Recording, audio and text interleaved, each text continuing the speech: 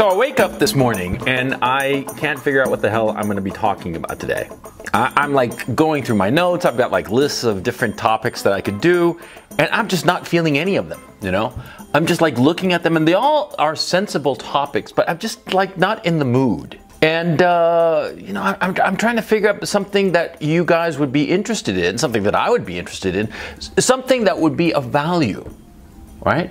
And to tell the truth, since I wasn't really feeling it, I was sort of like almost spinning my wheels kind of thing. I spent like almost an hour just going through the different topics and not coming to anything, not lighting on a subject. You know, I just didn't really feel like talking, to tell you the truth.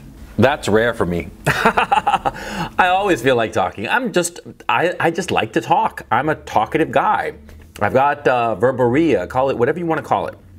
I like talking. And to tell you the truth, talking has gotten me into more trouble than I can remember. Because a lot of times, see, when you're talking, you're just digging a hole for yourself. A lot of times just talking is not going to help your cause. In point of fact, it's going to hurt it. I did a video similar to this called "The Secret to a Long Life is Knowing When It's Time to Go." You can find it right here. In that video, I basically said that you always have to know when to leave the party. You always have to know when you should leave so that you want them wanting more. Same thing with talking. You talk too much and you're just going to bore people. You talk too much and just say too many things, and they're just, it's that, not that they just want to speak, it's that they're just going to get tired of you, okay? Because in most human communications, it's basically like bowling. One guy goes first, and then the other guy goes, and then the first guy goes again, and then the second guy goes again, and so on. Each one taking their turn. The same with conversation. But when you're monopolizing the conversation, the other parties just get impatient because it's like their fucking turn. They want to get their 2 cents in. They want to show that they're smart. Because you gotta understand, see, communication between people often is not. It's not that they're exchanging information per se, but they're rather trying to shore up their position within the group. A lot of times people are going to be talking so as to, you know, impress on others, on the people around them listening to them, that they're so smart or so important or so this, that, the other. Some positive quality that people have, that they have, that the speaker has. That's why they're talking, so that you understand how important they are. When you don't let other people talk because you're talking about whatever, even if it's something very, very important and fascinating and this, that, the other, well, when you don't let them talk, they feel that you don't take them as important as they take themselves. You see what I'm saying? When you sort of like monopolize the conversation, they think that you think little of them. And it's true. Try this experiment. When you're talking to a group of people, right? You're talking to a group of people and do the following. Only ask them questions that will evoke answers from them, long answers from them, and try to keep your questions as short as possible. Things like, oh, what did you do yesterday? Oh, that was a terrible problem. How did you handle it? You know, make it open-ended questions. Open-ended questions so that the person you're speaking to can just fill in the space. You know what's going to happen? They're going to think you're wonderful. That's what's going to happen. If you just give them an open-ended question and let them talk and talk and talk and talk, if you shut up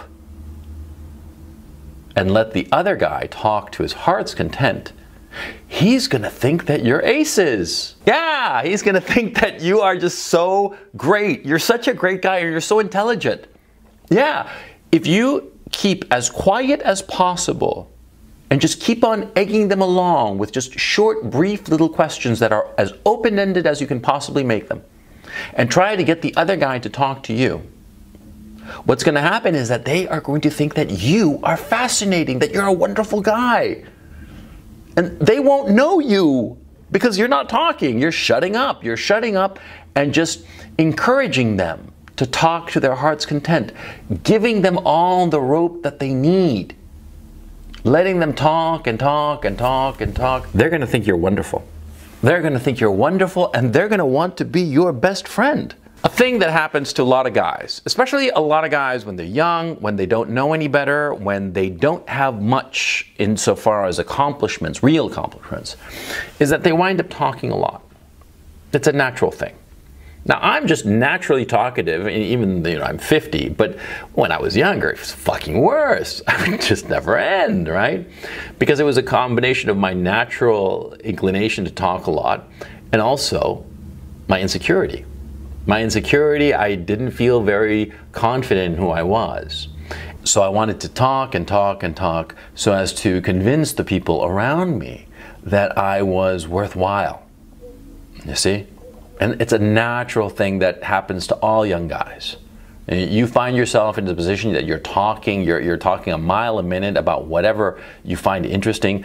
Chances are, number one, nobody else finds it interesting. And number two, the real reason you're talking about this thing is to show your mastery over this particular topic, or to show how clever you are, or to otherwise basically shill yourself. And that's what you're doing. You're shilling yourself when you talk. When you talk to people, you are trying to convince them that you're wonderful.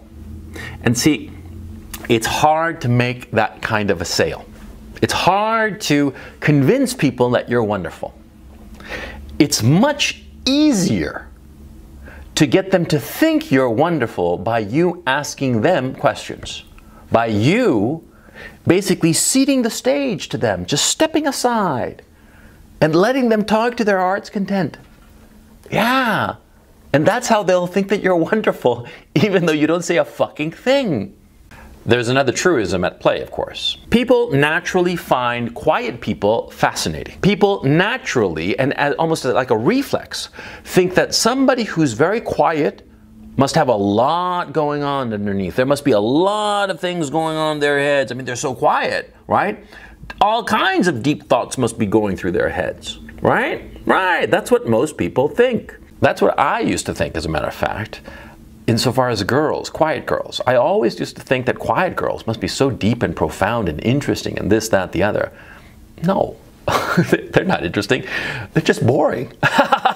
Yeah, that's the truth of it. That's the truth of the matter. See? Quiet people, for the most part, are boring people. And you might be one, and that's perfectly fine, okay? There's nothing wrong with being not a particularly interesting person, okay? That's not important in the scheme of life.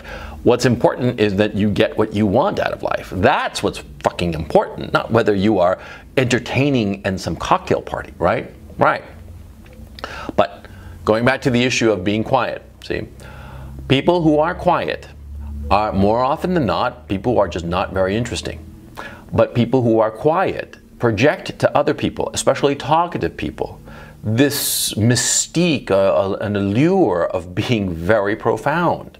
See? And so if you are quiet and you simply limit yourself to asking somebody about themselves, they're going to find you fascinating. They're going to find you riveting. And it might be boring for you. Come on, it's going to be boring as fuck, right? You're sitting there listening to somebody talk and talk and talk.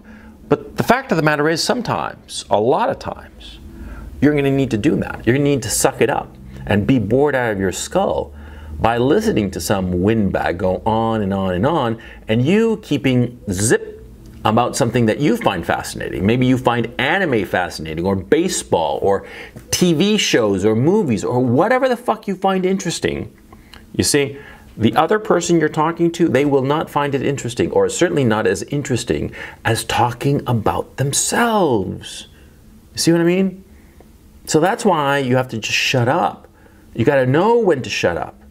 You got to know when to shut up. And so the crux of the matter, when do you shut up? Very simple. The question isn't when do you shut up? You shut up all the time. The question is, when do you speak? When do you offer information about yourself, either about your past or your opinions or whatever, the knowledge that you might have of some topic or other? When is it that you speak? That's the question. And the answer to it is very simple. You speak when the other people are truly interested. You shut up the rest of the time. It's actually very difficult. It demands a great deal of discipline. And let me get into that. See, if you're a normal guy, you want to talk about yourself. If you're a normal guy, you want to talk about all the things that you know, the things that you've experienced, the things that you've thought about the world or about a particular topic, your work, your hobby, whatever. You want to talk about it. It's normal to want to talk about something like that, right? Of course. But to have the self-discipline to shut the fuck up and not say a fucking thing, except when people really and truly want to know. Oh, that's like a fucking superpower, for crying out loud. If you can keep your mouth shut, especially among people who matter insofar as your life, that is, possible clients, possible bosses, possible colleagues who can help you out in your career, your profession, whatever. To be able to have the self-discipline to shut up, not say a fucking thing, except when people are just staring at you and they really and truly want to know.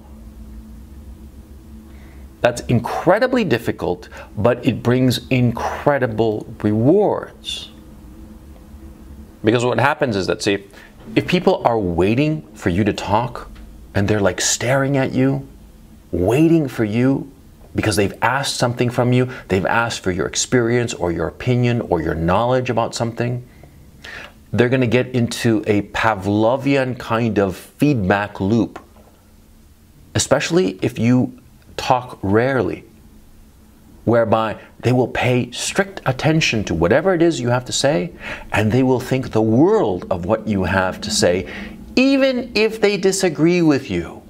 Because see, most people realize that most people want to talk, like to talk. And so when somebody doesn't talk, and it's like pulling teeth to get them to talk, pulling teeth to get them to give an opinion, they're going to value that opinion even when they don't agree with it. And the fact of the matter is, if the opinion is so rare that when it finally comes out, it is contrary to what other people are saying, you know what's going to happen? The other people listening to you are going to reconsider their opinion. That's right. The less you talk, the more valuable what you have to say becomes. Supply and demand, baby. It's simple. It's very simple. And of course, when I was young, I didn't realize it. I didn't realize it at all. It's only when I got a lot older that I realized it. Only when I got a lot older that I gained the discipline to be able to shut the fuck up and listen to other people and get them to talk with open-ended questions and only give my judgment reluctantly. Now, I only do this in just a few situations because, quite frankly, just my natural need to talk makes it practically impossible in most venues of my life. But there are a couple of key situations with a few key people where I do shut the fuck up. I'm like a totally different guy, right? Because I recognize that in those situations, I have to shut up because it hurts my situation, my position. It hurts my objectives to open my mouth and just be as loquacious as I usually am. So you gotta know when those times come around. You gotta know when you gotta just shut the fuck up. See what I'm saying? Now, of course, some people are gonna say, well, by being that, you know, I'm not being myself. Nobody is themselves. I did a fucking video on it. You can find it right here. Nobody is themselves. We are all playing a role. Shakespeare said it, you know, all the world's a stage and we are merely players, right? Or words to the effect. We are constantly on stage portraying to be somebody that we really aren't. We're players. We're actors. That's what we're doing. See? And so the issue becomes, of course, do you want to be a successful actor that gets what he wants? Do you want to be a successful player who achieves the things that he desires? Or do you want to be some schmuck who just talks and talks and talks and never gets anything that he ever wanted? Huh? Which is it going to be?